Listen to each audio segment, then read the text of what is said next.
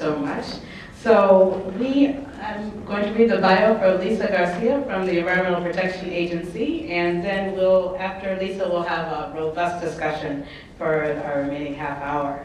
So Lisa Garcia joined the EPA in 2009, serving as senior advisor to the Administrator, Lisa Jackson, on environmental justice. In this role, Lisa has elevated environmental justice issues to the highest level of the agency and developed and implemented a environmental justice plan, Environment EJ 2014, a roadmap to integrate and strengthen all of EPA's environmental justice initiatives.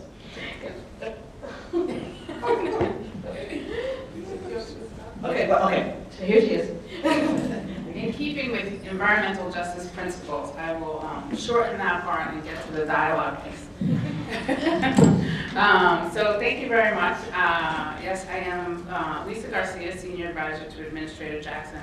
And I'm thrilled to be here, not just because of the role that NAACP plays and certainly the work that I do in environmental justice, but because when I told my parents, they were thrilled. They were ready to like jump into my bags and come with me when they found out. They were civil rights activists in the 60s and just are so happy that NAACP continues to do this work and all the activism and being always in the right place at the right time, hopefully, in all the work that we do, so thank you.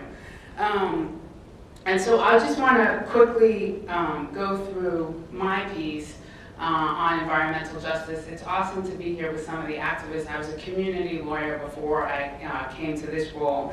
And as a community lawyer and community activist, I always thought, you know, it comes from the community and from the grassroots groups, the vision of what a community should look like. Certainly the issues and concerns that they have, the health problems that they're facing day to day, the asthma, it's all real to communities and residents living day to day. And I always thought, well, if we could get the state to listen to us or the federal government to listen to us, that would be really good. So I actually went to the state and worked for Governor Spitzer in New York for a little while. And I thought, well, if we could get the federal government to give the state the tools and the regulations to help communities, maybe that's the other piece that's missing. And so now I'm at EPA, and I'll talk a little bit about some of the regulatory work that we're doing.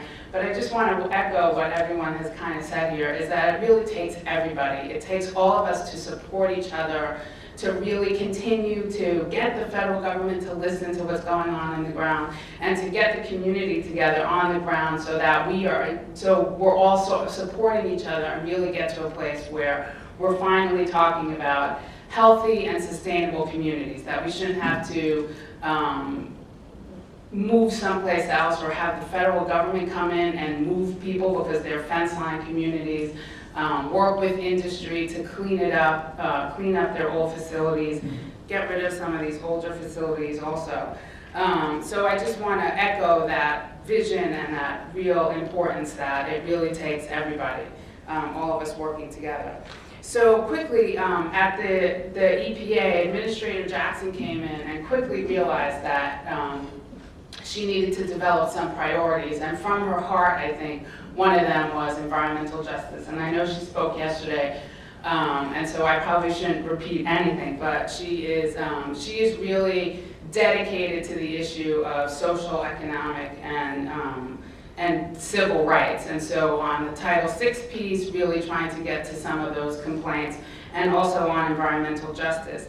And she made it clear that EPA is guided by scientific integrity, unparalleled transparency, and the rule of law.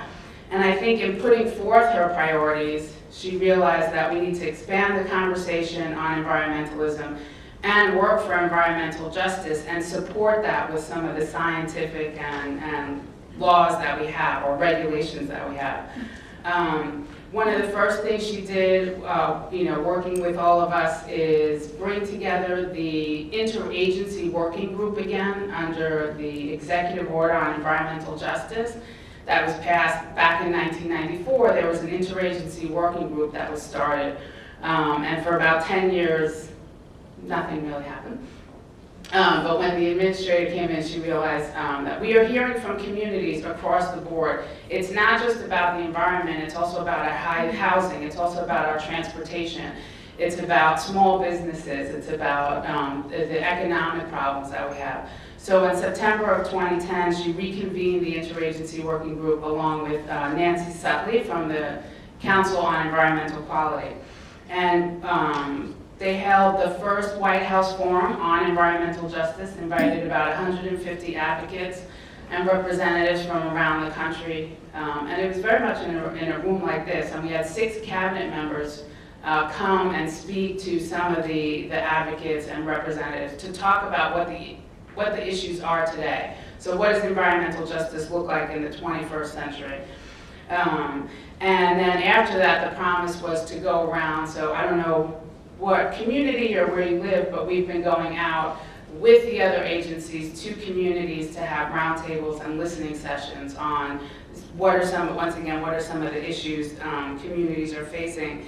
And I think it's important, you know, some people get frustrated. Well, we had a listening session 10 years ago and, you know, no one listened. I think that now it's still really important for us to educate each other, to have that information exchange, and for people in the agencies, the federal government, to figure out how their programs really impact communities.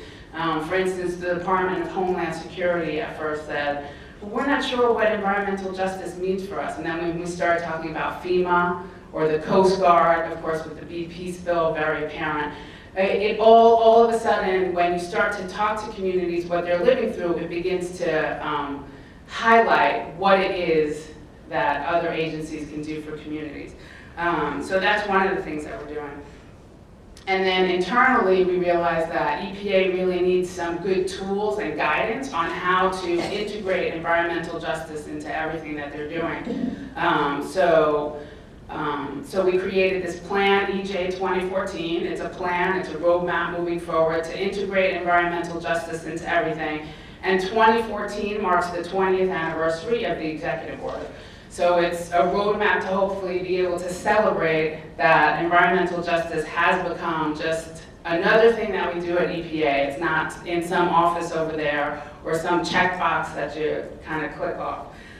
So we're looking forward to working to integrate environmental justice review in rulemaking. So when you issue a rule, how does that play out in a community? And permitting, very big for communities.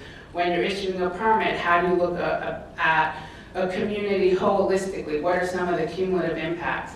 Mike was talking about enforcement, compliance, enforcement of the regulations and those permits. How are we ensuring that we're getting out and maybe targeting certain communities that have not been at the table, that we haven't heard of? And so those are some of the things that we're doing.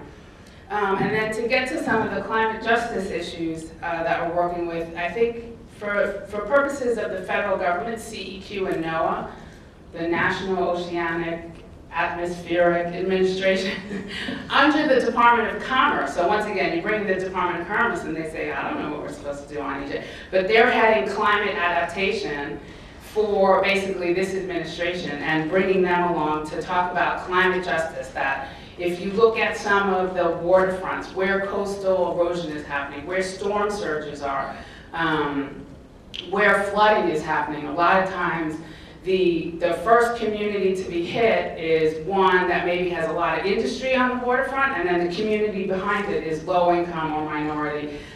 For some of the flooding plains, a lot of the tribal populations, and if you overlay some of those communities where you may see storm surges with some of our toxic release inventory data, so where the toxics are, where industry is, you'll see that a lot of times they're right on that waterfront, and if there's a flood or surge or any other problem, I guess, with big storms, you know, wind or anything else, what happens to those underground storage tanks that have gallons of oil in it? What happens to some of the machinery, and how does that impact the community? And of course, the flip side of that is the resiliency of the community. So where's the resources to be able to either adapt to that changing coastline? Like in Alaska, a lot of the native Alaskans are dealing with just coastal erosion, and they have to move their towns. But it's not, they don't have the resources to move their school. Anyway, and so really having that conversation about the frontline community is probably going to be a low-income minority community, and how are we looking at our work and our policies to make sure that we bring them along and that we also include communities in those decisions. You know, like how are they going to get out? How are they going to deal with the adaptation thing? So then quickly, I'll just go through some of the rules and regulations. I think that for me, sometimes it's a little difficult because I was a community active, so I want to get to that one incinerator in Albany. But EPA has to deal with all of the United States and the US Virgin Islands. And so I realized that it's really important for us to talk about regulations. So Michael mentioned the cross-state air rule, the cross-state air pollution rule, which affects 27 states and focuses on NOx and SOx. Jackie mentioned that, and obviously the health disparities that we have in minority and low-income communities from that. The other rule is the mercury and air toxic standard. It's the first time EPA has ever put out a rule on mercury, which affects children and women, and so many of our communities. And so it's a big, it's a pretty big standard that went forward, and it significantly cut mercury, arsenic, and many other toxic metals. And then just quickly on greenhouse gas reporting, we issued a rule to make sure that all the states are reporting on their greenhouse gases, and so that's another big rule that came out. So like I said, for some communities it's difficult to see where EPA helps and where they come in because, you know, we're used to standing there with the signs in front of the one facility. But I think, once again, it's really important to have that partnership to support each other, that these rules on mercury, we're going out with the ozone rules and PM, particulate matter, which is so huge, that we really continue to support each other because hopefully it'll all begin to really reduce those impacts and bring about benefits in the communities that need it most. So thank you for having me, and I guess we'll open it up and I'm open for questions.